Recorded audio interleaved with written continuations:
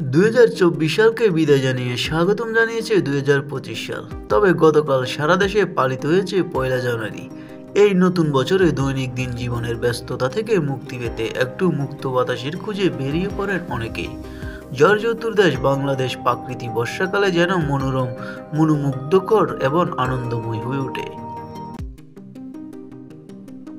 সিলেট থেকে প্রায় 26 কিলোমিটার দূরে রাতারগুলের এই ডুবে যাওয়া বনে রয়েছে প্রায় 70-এর বেশি প্রজাতির গাছপালা এবং প্রাণী।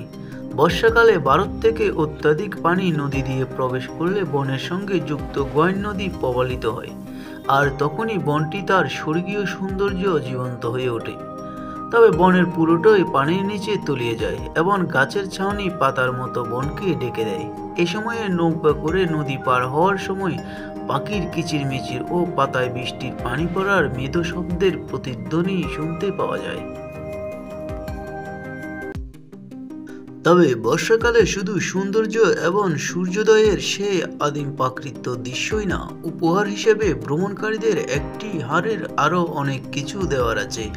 পূর্ণিমা রূপালী মহাবিষ্ট নৌকা চাঁদে কাটানো একটি রাতের কথা কল্পনাতেও ভালো লাগা জুড়িয়ে দেয়।